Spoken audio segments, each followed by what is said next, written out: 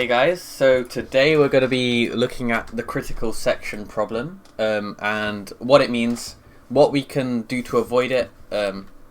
Yeah, that's it pretty much. Okay, so we're going to start by looking at the idea of concurrent access. So when we talk about concurrent access, it's about multiple threads trying to access some sort of shared data at the same time.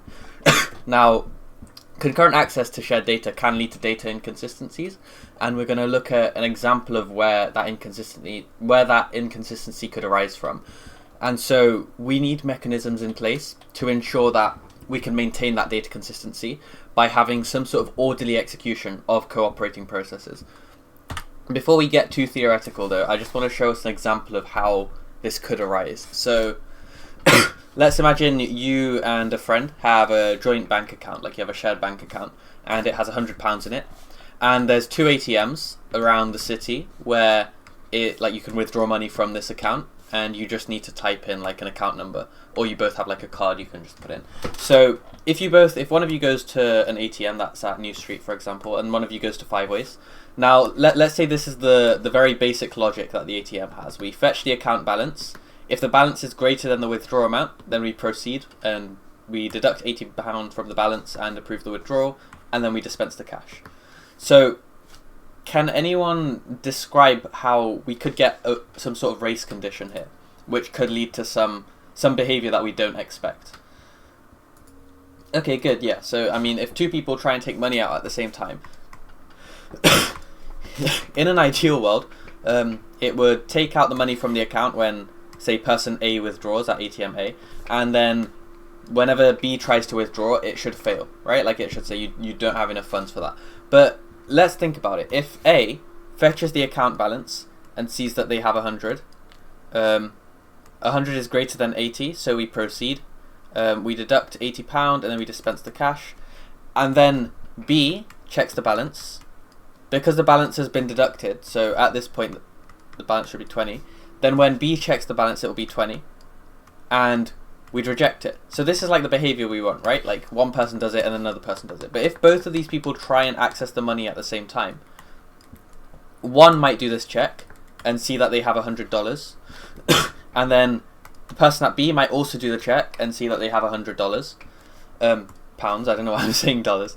And then both of them think they have enough to withdraw. So on both ATMs, we pass this check, we deduct 80 and we dispense the cash. So here is an example of a race condition where the outcome or behavior of these ATMs depends on two things that are sort of out of our control, like the timing or sequence of uncontrollable events. So that is just the definition of a race condition. A race condition occurs when a system's behavior, in our case a concurrent program where two things are trying to access something or multiple things, the behavior is dependent on the sequence or timing of uncontrollable events, which leads to unexpected or inconsistent results. Now we want to avoid this wherever possible. For programs, we refer to this as undefined behavior, and we want to avoid this wherever possible. Okay, so we can avoid this by implementing various synchronization primitives. So these allow us to avoid these data inconsistencies. And a good way to implement it, or a good way to avoid these consistencies, would address these three primitives. So mutual exclusion, progress, and bounded waiting. And we're going to dig into what each of these are and why they're important for concurrent programs. Okay, so starting with mutual exclusion. The idea of mutual exclusion is just if a process is in its critical section, then no other processes should be in that critical section. So if we have some code here and we had a function hello, or let's call this in our ATM example, if we had a function like withdraw, then if we had this as like a mutual exclusion zone, or we had a mutual exclusion lock, it essentially means that as soon as ATM A goes into this withdraw function, ATM B has to wait for ATM A to finish before then going into the withdraw function. We can't have both of them in here at the same time, and that can avoid that race condition. So the definition of a critical section is just a part of our code where we want to limit access between processes or threads. Okay, our next primitive is progress. None of the processes outside of the critical region should block a process waiting to enter. So if we have some code here and A is not in the, or A is running in the code, A should not be waiting on B, which is running some other code somewhere else, before it finishes executing this, because that can lead to deadlocks. That means A is waiting for B to finish and B is waiting for A to finish, and that causes this infinite loop of waiting and nothing gets done. So we want to ensure progress. We want to ensure that inside these critical regions, these processes can make progress without being dependent on some external factor or event. And our third primitive is bounded waiting. So this is the idea that some sort of bound must exist on the number of times that other processes are allowed to enter the critical section after a process has made a request to enter the critical section and before the request is granted. In other words, processes have to wait to enter a region that has like a limit or capacity, but also the amount of time that processes spend waiting to enter a critical region has to be finite. We don't want to starve processes from like entering a critical region. So again, if this was a function and we had A and we had B, as soon as A enters, B should not have to wait an infinite amount of time before entering. A's execution of this critical region should eventually come to an end, and then B should be able to take that lock. Okay, so those are the primitives I wanted to cover. Now I'm going to move on to hardware, like synchronization hardware. So a lot of systems provide hardware support for critical sections of code. So as you heard me talking about like the locks, a lot of operating systems or a lot of systems will have that as some sort of like library that you can import or inside the standard library. So modern machines provide special atomic hardware instructions, test and set or swap, and both of these achieve the same goal. Now, test and set is where we test a memory address and we set it in one instruction. So all of this is one instruction, and the reason why we might want to do that is because say we want to do points equals points plus 1. We don't want something else to affect points, and so this read happens different to this set, like in terms of instructions. We don't want it to read points as 10, then we update points to 11, and then it sets points to 10 plus 1, right? We want to update points to 11, do all of this in one instruction. Hopefully that makes sense. The idea is like we want to keep things atomic. It's very similar to database operations, where we want to keep like atomic operations, and we want to make sure that we can put things in transactions, so everything is done in like one bulk, and we're not like fetching something, waiting, and then performing some action on what we just fetched. So that's what test and set lets us do. And swap, self-explanatory, but it swaps the contents of two memory addresses in one instruction, and that can prevent things like A equals B, B equals A. Like we can't easily do this because we have to have some sort of temp variable to store the old A value if we want to swap these two. But what swap lets us do is it literally just lets us pass in two memory addresses and swap them as one instruction, so we don't have any room for error like in between. This is just one instruction. So we can use these tools that the system exposes in order to implement mutual exclusion. Now, this is what test and set looks like. We have like some original value. It sets that to true. Okay, so here we're testing and setting a boolean, and we're storing the original value, setting the variable to true, and then we're returning the original value. So essentially, what this is doing is we've got this lock variable, and while test and set and lock, so this and lock is saying a pointer to this lock variable.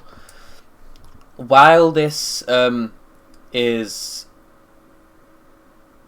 okay, so while this is false, we want to keep looping until this lock is available. And okay, let me explain this slightly better. So we have our boolean original target, so this is our original value. We have our target equals true, so we set it in this one instruction, and we also return what it was before we set it. So the moment we set it to true, then in the next call to this test and set function, this will be false. Because as soon as we've successfully changed the lock from false to true, we exit this while loop and we go into this critical section here. Okay, so this critical section is some code that we only want one process to be able to access at any given time. So another process might be stuck on this line here, waiting for that lock to be acquired. And then inside the critical section, we release the lock. We set lock to false. Under the critical section, we set lock to false. So that means we're done using this. Something else can now claim this, and something else will try and set it to true. And the moment that it's set to false by something else, it exits this loop. Like that process that's waiting will exit that loop and then enter the critical section. So this essentially ensures that only one process can be in this critical section at any given time. And then this remainder section is just anything outside of the critical section that the process then might want to execute. And we don't care about how many processes are in this section. So do we see how test and set can sort of only allow one process to be in this section at any given time? Hopefully that's clear. If there's any questions, let me know.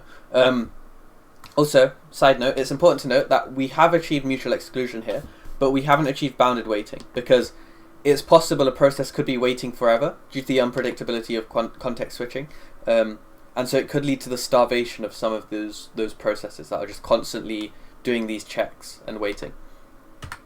So we can add the idea of bounded waiting. We can modify the code and create some sort of array like once in, and this is an array of waiting flags. So for each process, it's like a waiting flag for that individual process. And so our lock variable remains the same, but we have a turn variable which keeps track of the process that currently has the lock. And we can use this along with an incremental mod to make sure every waiting process has the opportunity to acquire that lock. So that means we can prevent the starvation of those processes, and we can achieve bounded waiting, because every process will then eventually get to access that critical region alongside mutual exclusion. So this is kind of like a round robin style solution. None of the processes get skipped indefinitely because it will eventually be its turn. So the idea is we keep track of an array, and then we say, okay, process 0 can have it, then process 1 can have it, then process 2 can have it. And it means if one of the processes are just constantly waiting, eventually it will get a turn. Whereas if we didn't have that array of once in, a process could just wait here. If, like, for example, processes 0 and 1 keep hopping around the critical section, then process 2 might always just be waiting here in this while loop. So the idea is we can have that bounded waiting and implement that bounded waiting by having that extra implementation. But there's a downside to this while loop, and that is the fact that because it's a while loop, every single check is going to use up CPU cycles trying to check the variable. And so constantly testing for that lock and trying to claim it is very computationally expensive if every single process on your system is doing it.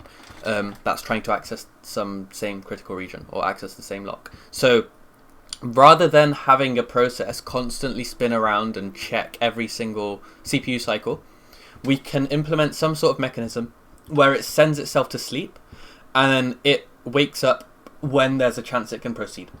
So this is what that might look like. So functions like sleep and wake up are available usually in some sort of standard threading library or as kernel service level calls. And we can make processes put themselves to sleep with this sleep function.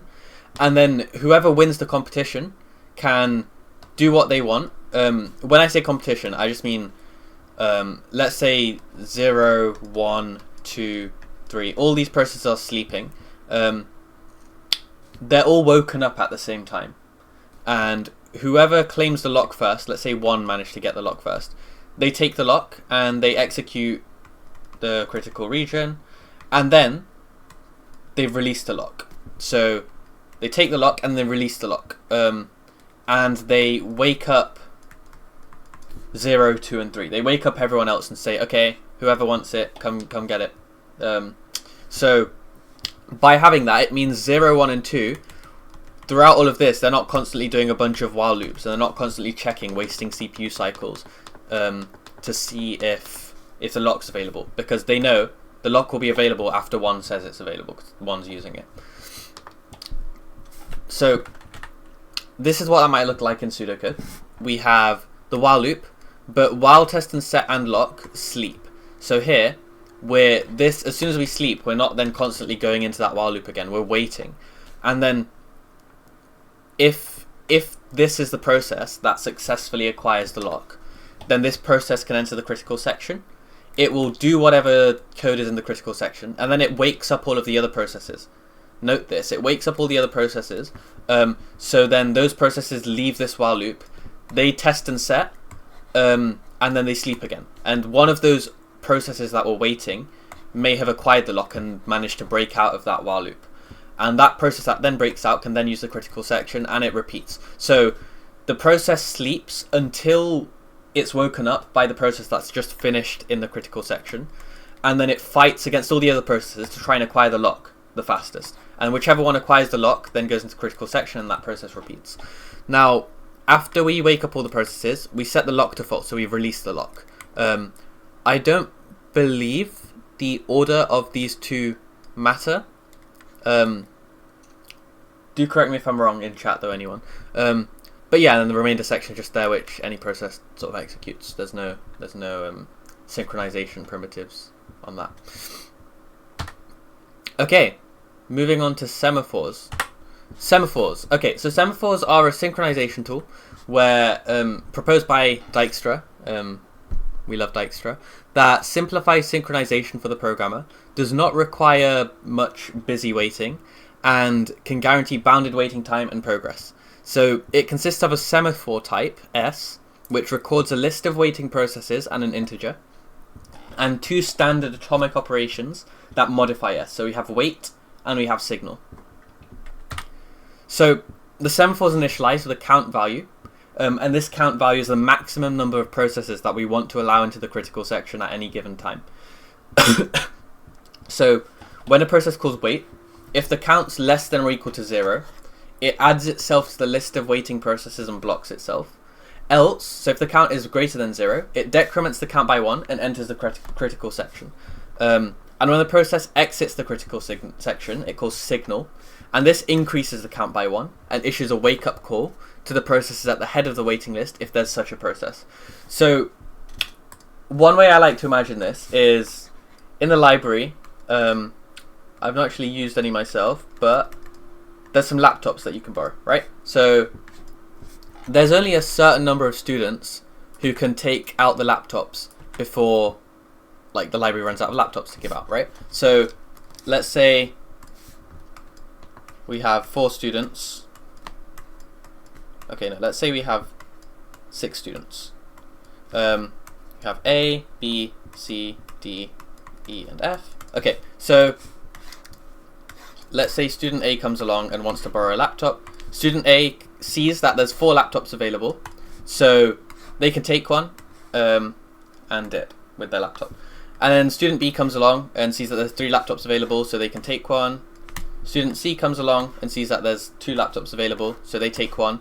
And student D comes along, sees that there's a laptop available and takes it. So now we have 0 laptops.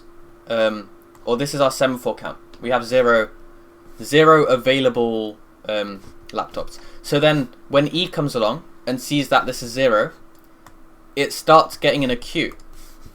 So imagine this is a queue. E gets in a queue and says, okay, I'll wait for someone to finish using their laptop. F comes along and sees that it's 0 and also gets in a queue. And then C, let's say C is done with their laptop. They put their laptop back, go to, I don't know, Bristol Road or something. And E, then whatever's at the head of the waiting list, C's like on the way back, yo E, there's a laptop available, go use it. E then goes and takes that laptop. So the count increases to 1 very briefly when C leaves, but then E comes along and decreases it back down to 0 and takes that laptop. So you can imagine it as this count representing how many things there are available, or how many more processes can enter this region. Is that clear? I don't know if there's anything I can like build on top of that to make it a bit more clear. But the idea is this number is the number of processes that can still enter, and if it's 0, that means that nothing can enter the region until something else has finished using it. And this queue just keeps track of who is next to enter the process, and it just ensures that orderly system. So yeah, so it's the use of ordered wake-ups, which is FIFO, first in, first out, that makes semaphores support bounded fair waiting. because every single process will eventually be at the front of the queue. And we can describe a particular semaphore as either a counting semaphore or a binary semaphore. Now, a counting semaphore can take any integer value greater than 1, so we might want we might want to give 5 processes the ability to enter a critical region. Whereas with a binary semaphore, that's a mutex lock, because we can implement mutual exclusion with it. So with a binary semaphore, if we think about it, if we start at 1, as soon as a process enters, it goes down to 0. So then anything else that tries to enter will enter this queue again and start queuing up until it's finished using it, at which point it leaves and then something else can take it.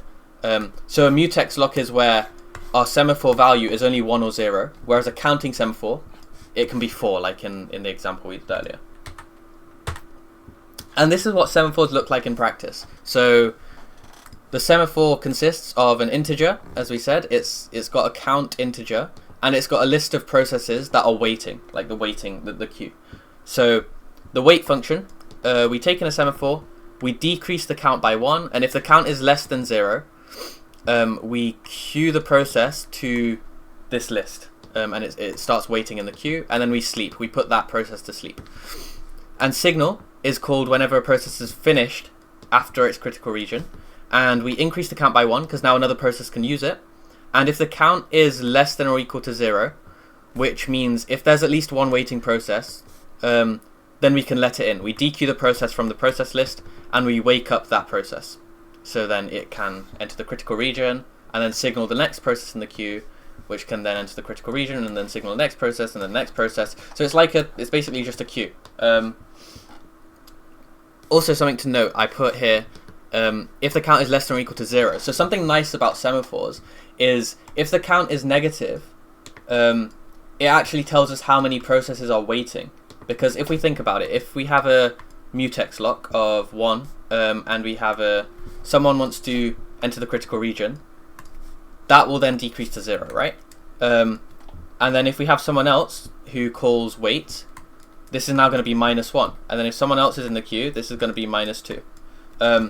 So if it's negative, we don't really want to just cap it at 0. We can make it go into negatives because it tells us more about the semaphore. It tells us how many processes are actually waiting to acquire that lock. And that applies to counting and binary semaphores. So yeah, that's everything I wanted to cover on critical sections and semaphores and all of that shabazz. Is there any questions about anything I've covered? Anything anyone wants to clarify? I know we've had a few questions which I've hopefully answered throughout. Okay, so yeah, for the people watching, we've just got a question in chat. If the process is woken up before the lock is freed, then it could not work. So I feel like the better approach would be setting the lock to false, like releasing the lock before waking up the processes, so they can all try and acquire it. Can just switch. Yeah, perfect, Lewis. Yup. Good catch. Okay, so one thing that we've got pointed out in chat is that if we have 2 processes at the same time, for example, one of them is like here, they're just about to go to sleep, and and the other process is just about to release the lock and has called wake up. So they release the lock, they call wake up, but another process goes to sleep just after the wake up. Then that could cause an issue of this process is like indefinitely put to sleep because it just missed its alarm, basically. So that could cause like a missing wake up problem. Yeah. Right. In that case, I'm going to end the session here. I hope you guys found it useful. On YouTube, like, sub, hit the bell, leave a comment. Thanks for watching.